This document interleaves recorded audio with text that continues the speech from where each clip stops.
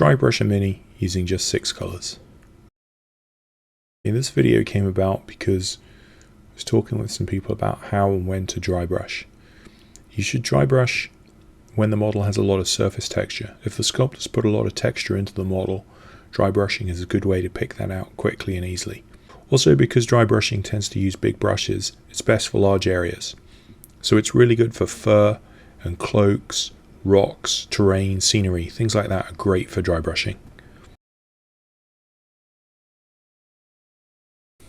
Okay, here are the 6 colors I'm going to use, and also a look at my dry brushing brushes, and you can see those brushes are pretty torn up. Don't use your good brushes for dry brushing. Okay, here we're base coating, so we're going to use multiple thin coats, mixing up darkish neutral colors.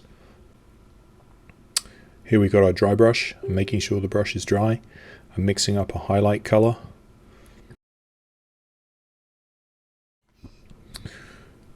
I'm wiping that off on the sugar paper to, you can see the texture of the paper coming through as I wipe it off right there. I'm actually dry brushing the piece of paper.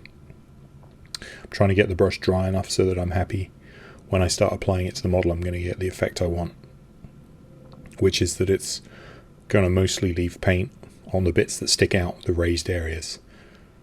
And when I do this dry brushing, I'm mostly concentrating on the top. I'm imagining where the light or the moonlight would be coming from.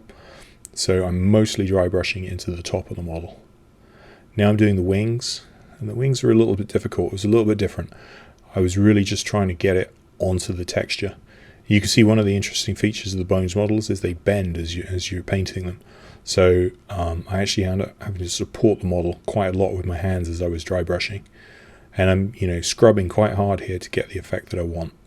So you can see we're starting to build up the effect. We're highlighting the existing texture on the model. Starting to get those effects. You can see I've kind of painted over some of the brown bits. I'm going to have to go back and touch that back in.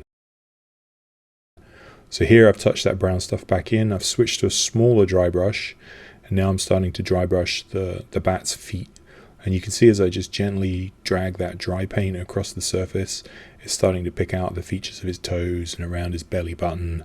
And I'm going in on some of the muscles, starting to think about his head, his face.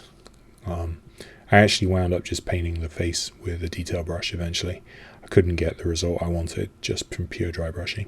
So here you can see I'm just building up a series of highlights on the face. I'm not dry brushing, but you might see me side brushing some of the time where I'm stroking the model with the side of the brush rather than with the tip of the brush. That's similar to dry brushing, and it's a good way to pick out detail quickly on things like faces. Okay, and here we're just finishing up the models. I'm painting in some details like the teeth and the eyes.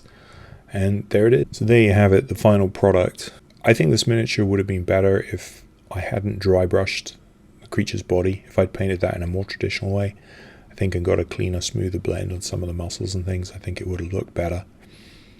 But I think the dry brushing worked out pretty well for the rocks and pretty well for the texture on the wings and some of the hairy parts of the bat.